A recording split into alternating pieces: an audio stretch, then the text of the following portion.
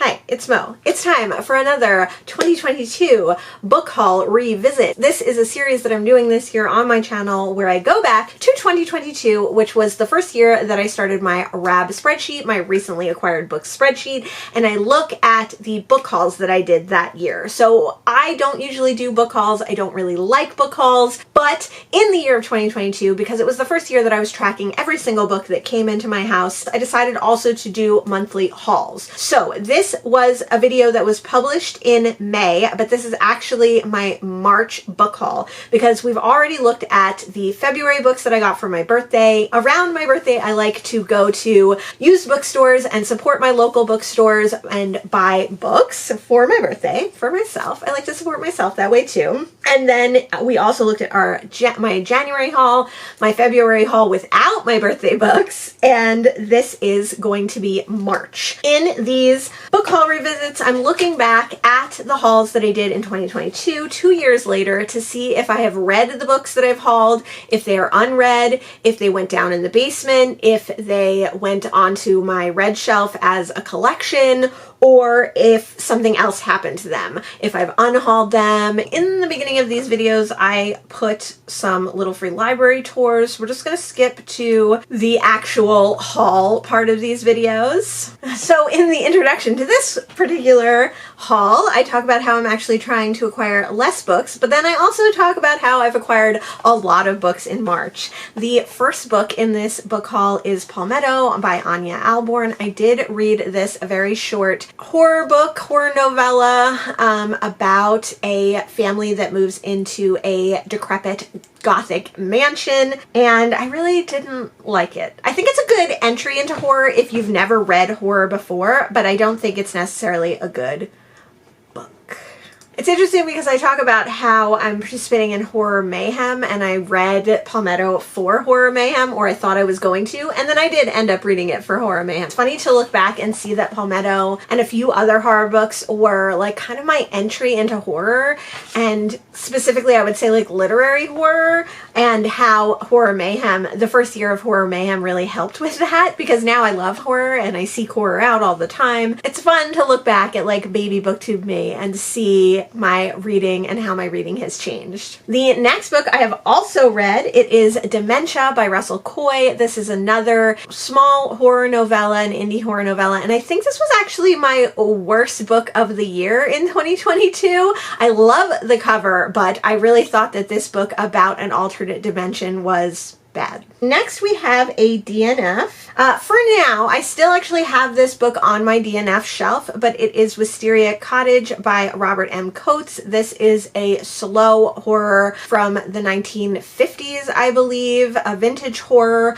This is another stunning cover. Love the cover, but I have tried to read this one a couple times and I did eventually kind of give up on it. It's very, very slow, and you're in the head of the main character, who is also the villain of the story, and it is just a very disturbing, slow, hard to read book. I've tried to read it several times and I've kind of given up, but I still have it. You never know. I think I've read about 50% of this book. Oh, it was actually written in 1948. Now we have a book that is unread, our first unread book, so that is pretty good so far, and that is I'll Be Gone in the Dark, One Woman's Obsessive Search for the Golden State Killer by Michelle McNamara. This is a nonfiction true crime book written by the wife of comedian Patton Oswalt, who was a researcher and a reporter. She became obsessed with finding out what happened to the case of the Golden State Killer. Unfortunately, Michelle McNamara died before she could finish writing this book, so her husband Patton Oswalt actually finished this book, and it was published posthumously. This one is interesting because I do not love true crime. I do love narrative nonfiction that sometimes involves crime, like Eric Larson's books or like Killers of the Flower Moon, something that has like historical significance and how a crime might have changed the course of history, but that is told in a very compelling narrative structure. But I don't read those very often, even though I do like them. I am torn on I'll Be Gone in the Dark. I have not read it. It is still on my nonfiction shelf. And I think the story of McNamara's life and her obsession with the idea of finding this killer is more compelling to me than finding out about the Golden State Killer and how those crimes were committed. And I definitely think her passing away at the time of writing this book is really interesting, and that her husband finished this book. So I am still interested in this one, but like, I don't know.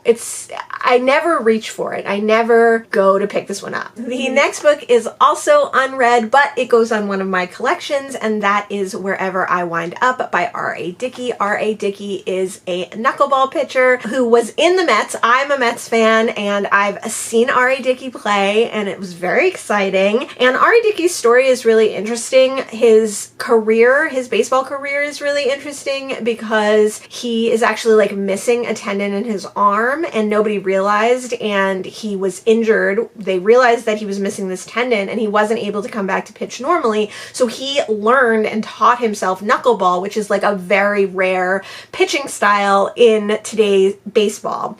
So yeah, this could be totally boring for most people, but it's interesting to me. But it's not a book that I have like on as a priority read, or that's even on my current TBR. It's in our baseball book collection, so those are books that I do sometimes read from, but they're kind of in a reference area, and I can pick them up if I want to, when I want to. R.A. Dickey also had a really interesting life. He wrote for the New York Times for a little while. He climbed Mount Kilimanjaro. He was sexually abused as a child. He has a lot of things that happen in his life. He has written several books about them, but this is unread on a collection. Next we have The Overstory by Richard Powers. I have not read this book. It is unread, and it still is on my TBR. This one I picked up mostly because my BFF read it and he really liked it, but it's a super long book. It's a super literary book, so it's not one that's usually my style, and it's not one that I'm like super interested in. And actually a few years ago I thought I was going to get rid of this book,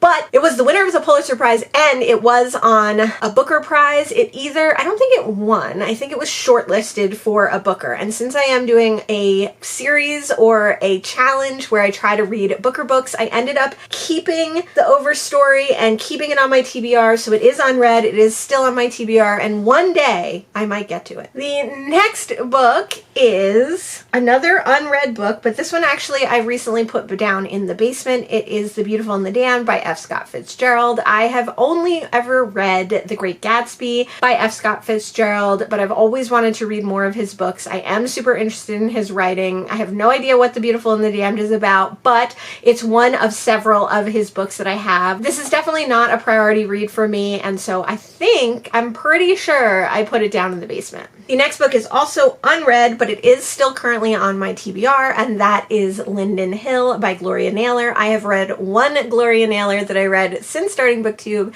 That is The Women of Brewster Place. I thought that book was amazing, but it also has scarred me for life. I still have nightmares about it. It's still very difficult. It's one of the most disturbing and gruesome on-scene essay passages I have ever read or ever heard of, and so I'm a little trepidatious to read the other Gloria Naylor books that I have picked up. Linden Hills, I believe, is about a well-to-do neighborhood of Black people in Illinois, maybe? So I think it's about the contrast of like rich versus poor, Black versus white. I'm sure it's amazing, and it's still on my TBR. I definitely plan on getting to it, but for now it is unread. The next book is unread, but still on my TBR as well. It's Harlan's Half Acre by David Maloff. This is a novella. It's not very long. I think it's under 200 pages, and it takes place in Australian farmland. I'm not sure what else it's about, except that I think it's like an Australian modern classic. This is one that I'm still super interested to get to, but I haven't yet. Another book that is still unread and still on my TBR, I think, is Thank You, Jeeves by P.G. Wodehouse. I love the Jeeves and Wooster books. I've read quite a few of them. This is a continuation of the series. All the Jeeves and Wooster books are told in like little vignettes of Jeeves and Wooster's shenanigans. So I have quite a few of them. I collect them when I see them. This one, I believe, is still on my TBR. It's possible that it's down in the basement, but I can call it unread and on my TBR, which means that we're definitely tipping over into more unread books than read books in this particular haul. So Fingersmith is unread and still on my TBR. It is one of Sarah Waters' historical fictions. It's one that's supposed to be amazing. It has queer themes. It has lesbians. It sounds great. I know Jennifer Loves Books loves Sarah Waters, as do many other booktubers. It's a chunky one. It's really one that I should read. This one should go on my priority reading list. So as I'm doing these 2022 book haul revisits, I am trying to make a priority reading list of books that I have not read yet from 2 years ago that I really think I should get to. I have, let's see, 1, 2, 3, 4. Including Fingersmith, I have 7 books on that priority list. I don't know if I should, like when I get to 12, start reading them, or if when I get to 10, I should start reading them, or if I should save them and it should be my end of year TBR. Like, I'm not sure how to use that priority reading list. While you're watching these rehaul visits, let me know if you think any of the books should definitely go on that priority reading list and how I should like tackle getting to them. But Fingersmith is a historical fiction, like I said, by Sarah Waters, and it should definitely go on that list. The next book on the list is also a Sarah Waters. It's Affinity, so I guess I found those right around the same time. So same goes for that. Like, I think Fingersmith is the place to start, and it's the one that most people suggest reading first. So I will keep that on the priority list, but that's 2 Sarah Waters books that I have not got to. The next book is unread and still in my TBR. This was not a very good month for me actually reading the books. Wah wah. So it is Meridian by Alice Walker. I think this was actually her debut novel, or her second novel maybe. I've read The Third Life of Grange Copeland, which if Meridian wasn't her debut, that was her debut. I've also read a collection of short stories by Alice Walker, and she is a controversial writer, but I really do enjoy her writing. I have quite a few other of her books on my TBR as well. This one I have not gotten to yet. This is one that I often think about picking up. The next book is also unread, really tipping the scales here, and that is The Sentence by Louise Erdrich. This is the book that she wrote during the pandemic and has a lot to do with the pandemic. I've been collecting Louise Erdrich books because I think I'm really going to enjoy her writing, but I've actually only read one, and that was earlier this year. I read it in February of 2024, and that was Future Home of the Living God, which is like a dystopian pandemic novel as well. So interesting that during the pandemic she wrote a novel about the pandemic, but prior to the pandemic she wrote a pandemic novel. I'm still really interested in The Sentence, and it is still on my TBR. The next book is unread, and it is still on my TBR. It's Such a Fun Age by Kylie Reed. This is one that I'm really on the fence on. I should do a try chapter on this, because it's had so much buzz. People who love it, but I just don't think it's for me. And I don't know why. I don't know if that's because it's like a millennial woman moving kind of book, or if it's because of the social media fake persona kind of aspects of it. For right now, it is on my TBR and it is unread. No. Oh, okay, finally, another read book. This is The Hole by Hin Young Poon.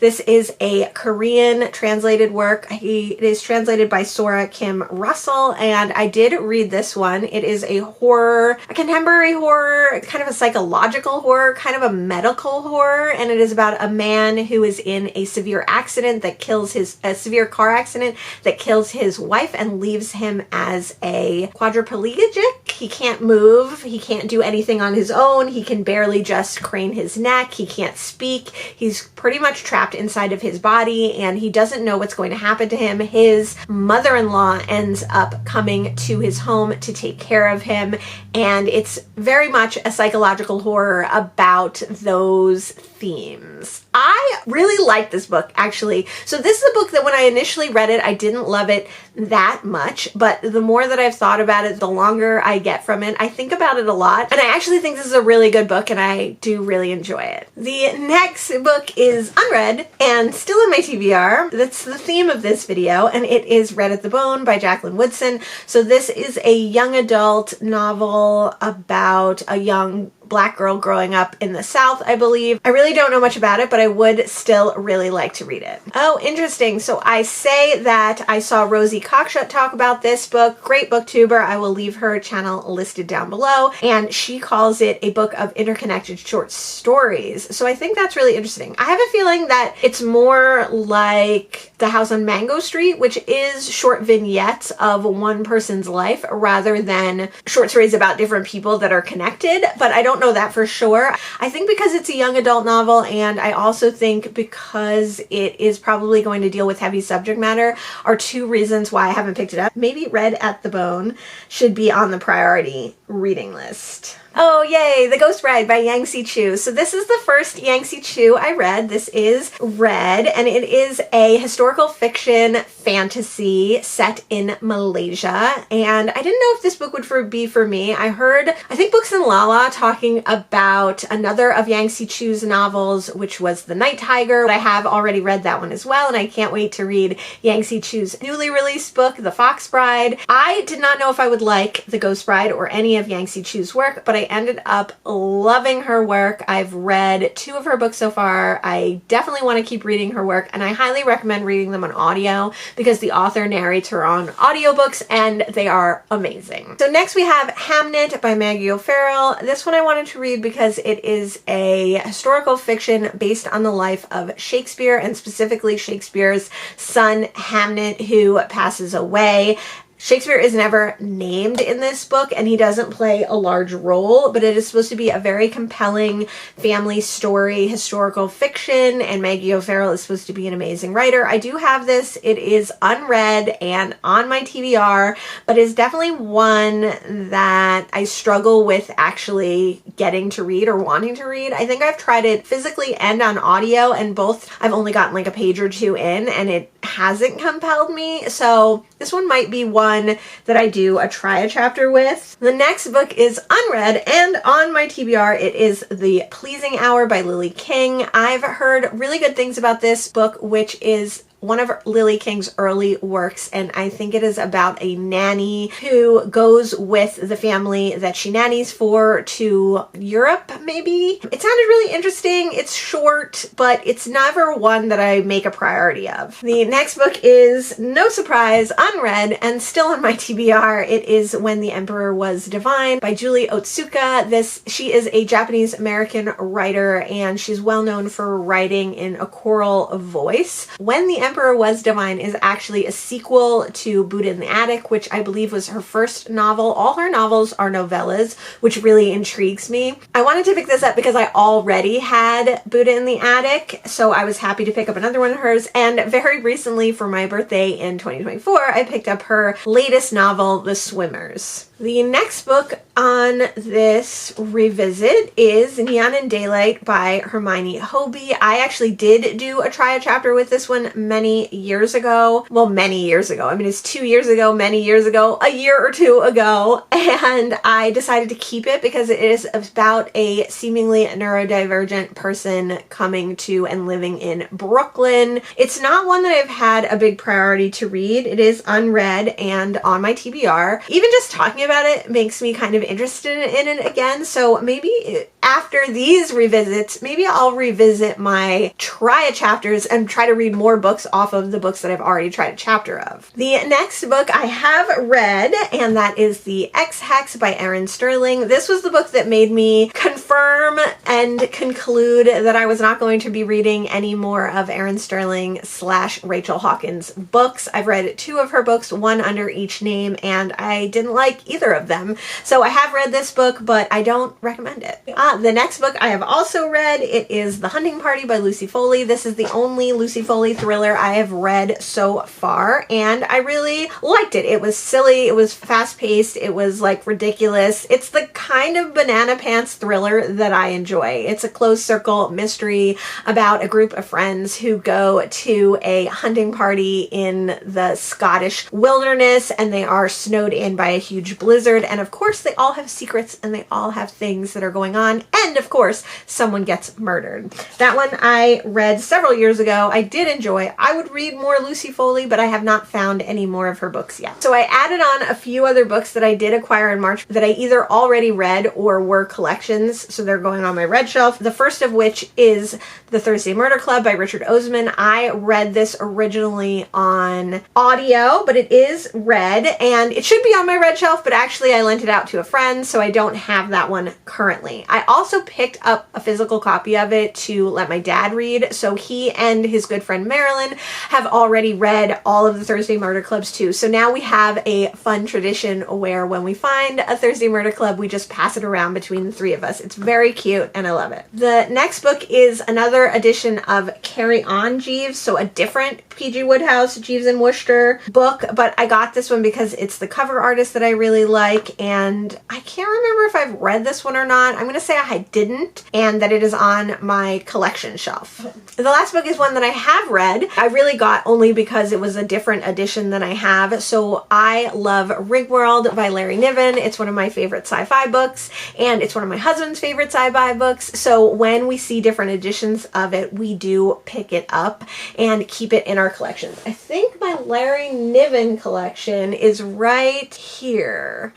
So all this big stack of books here and all of these on the side are all Larry Niven books. A lot of them are copies of Ringworld with different covers because I love vintage editions. I love vintage mass market paperbacks, so whenever I see them, I pick them up. But I have read that one, so we're counting it as read for this video at least. That was the last book in this book haul. Very exciting. That was a lot of books. Let's see, 5, 10, 15, 20, 23, 24, 25, 26, 27. That was our biggest book haul so far that we've revisited. It was 27 books. I've read 8 of the books on this book haul. 15 of them I have not read and are still on my TBR. One of them I put down in the basement. 2 of them were collections that went directly to my collection shelves, and 1 was a DNF. So we've had a couple of DNFs in the last few videos, which is like really exciting. Let me know if you've read any of the books that I mentioned here. Let me know if any of the ones that I have not read you think I should read or should go on my priority read list. We added 2 priority reads in this video. Let me know if you're enjoying these book haul revisits, and if you ever go back and look at the books that you hauled to see if you've read them. Thanks so much for joining me today, and I'll see you in the next one.